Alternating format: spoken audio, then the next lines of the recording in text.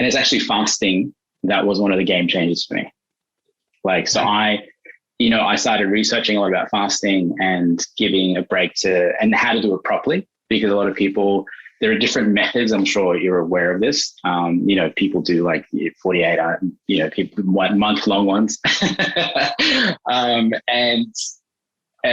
I researched like sort of different people, and sort of, I started very slow. I think I did a 16-hour fast, and then, I had to push through a lot of the, not having caffeine in the morning, and, pretty much having water, and then breaking my fast appropriately. So I know a lot of people that do a fast, obviously, and then they eat whatever when they break their fast. It's whatever works for you in the day, but that wasn't working for me. I lost weight, which was fantastic at that point in time. My joints stopped hurting. I became lighter. I became stronger. I became more clear in my mind. I became more focused.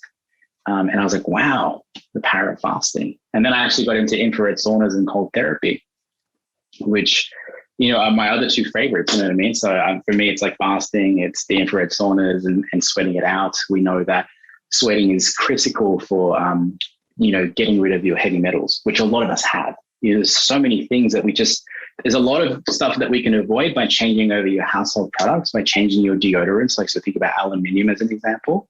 And there's some things like environmental toxins, unless you go live in the bush, you're going to be exposed to a certain degree of like car fumes. There's going to be a certain degree of environmental toxins, and sweating it out is one of the best things that we can do. That's exercise or infrared saunas or whatever saunas. I prefer infrared saunas.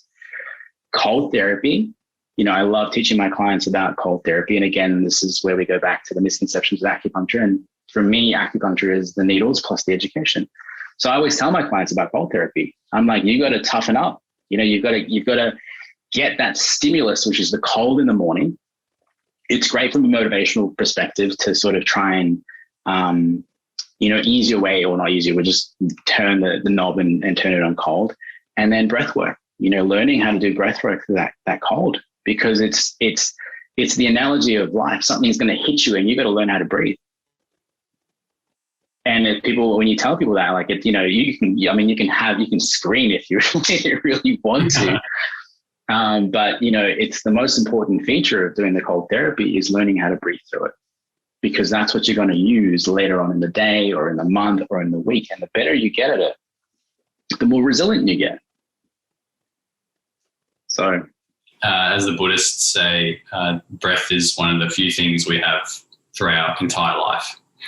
So let's work on keeping that through the tough times, through the cold times.